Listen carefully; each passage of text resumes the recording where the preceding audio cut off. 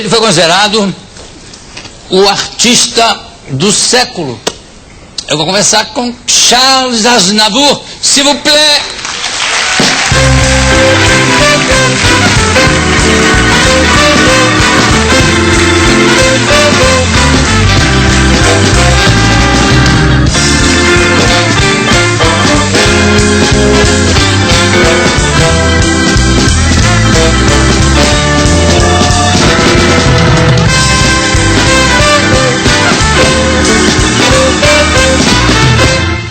Vous savez, on s'est rencontrés déjà ici avec Alain Delon chez Régine. Ah oui, je me souviens, c'était une soirée particulière, il y a quelques années déjà. Oui, beaucoup de temps. Nous étions beaucoup plus jeunes, vous et moi. Vous beaucoup plus encore que moi. Non, sûrement pas. Sûrement pas. Vous êtes plus jeune que moi et je revendique mon âge. D'accord, ça c'est bien, ça c'est bien. Vous avez tout à fait raison. Je sais qu'on fumait des cigares, c'était l'époque où on faisait question de dire, on en fait un cigare, un à l'autre, non, j'ai les miens. Oui, bah, depuis on fume plus. Non. Non, parce que ça n'est pas bon pour la santé. Il ne faut pas fumer, c'est très mauvais pour la santé. C'est un facteur de cancer et il faut dire à la jeunesse que il ne faut pas fumer. C'est vrai. Et donc, manger du chewing-gum, c'est très bien. Ça va, c'est bien, c'est assez.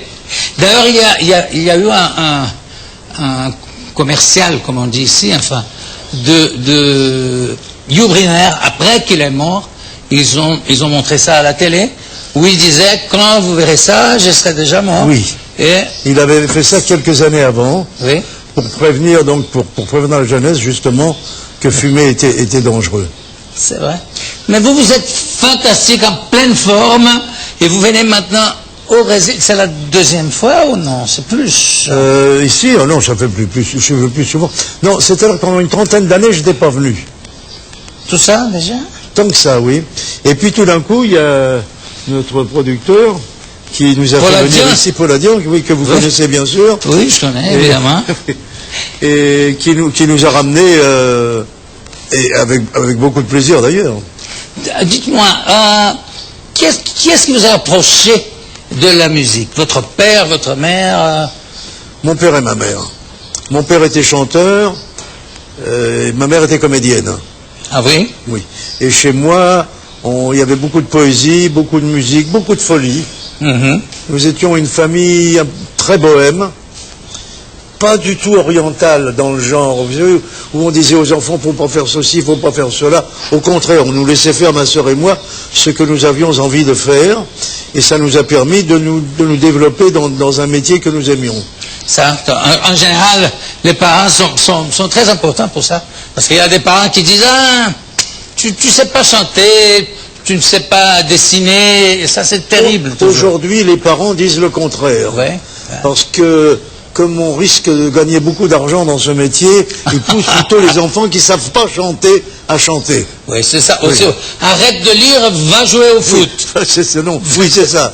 Tennis, foot, chanter, voilà. Le tennis, maintenant aussi, ça boom. Hein? Oui, c'est la mode en ce moment, très bien. Dites-moi, pour moi, vous étiez toujours, plus que chanteur, vous étiez un auteur, acteur, qui chantait ce que vous écriviez. Vous savez, toujours, je comparais pour moi, enfin, avec un chansonnier ou un showman comme Léo Ferré, par exemple, non, qui chantait ce qu'il écrivait. J'ai toujours préférencié l'écriture pour chanter mes œuvres. Mais je pense que je n'aurais pas eu la même carrière si j'avais simplement chanté les chansons des autres. C'est vrai. Oui, tout à fait. Et ça vous a servi aussi, ça vous a poussé à écrire de plus en plus, pour chanter de plus en plus, non? Ça m'a appris surtout à m'éduquer. Parce que je n'ai pas été tellement en classe. Mes parents, à l'époque, les classes n'étaient pas gratuites. Mes parents n'avaient pas les moyens. J'avais pas les moyens d'aller en classe. Donc j'ai commencé à travailler très jeune. Et ça m'a permis de m'éduquer parce que j'ai senti qu'il y avait des lacunes dans ma vie. et dans mon comportement, et qu'il fallait absolument se parfaire. J'ai fait le maximum pour ça. Quel âge vous aviez quand vous avez commencé dans votre métier, enfin comme... 9 ans. À 9 ans déjà. Eh oui, enfin à 9 ans, il fallait gagner notre vie pour la famille. Oui. Mangiare. Mangiare. Importante. Et vous avez, où est-ce que vous habitiez Paris. À cette époque? Toujours Paris? Ah oui, je suis parisien, moi, pur sang. Enfin, mes parents. Parigo dans les veines. Comme on disait, Parigo, tête de veau, c'est ça, je suis ça. Et dites-moi, pour le cinéma, par exemple, vous avez fait... J'ai fait le cinéma... Des films superbes. Par intérim.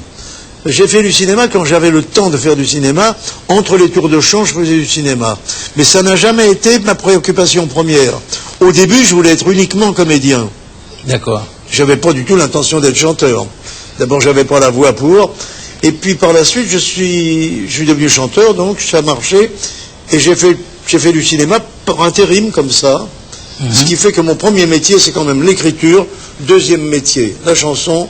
Troisième métier, le cinéma. Le cinéma, enfin, et tout premier métier, père de famille. D'accord, d'accord. Mais vous savez ce que... peut-être je suis complètement trompé là-dessus, mais quand je vous vois, dès la première fois que je vous ai vu, j'ai dit, avant tout, cet homme-là est un comédien, est un acteur, un comédien. Et de tout le reste sort de ça. Oui, ça m'a permis de chanter certaines chansons, pas toutes bien sûr, mais certaines chansons différemment, et d'avoir un style particulier. Et ce style particulier m'a emmené dans le monde entier parce que j'étais le seul à le faire. En plus de tout ça, vous avez un énorme sex appeal.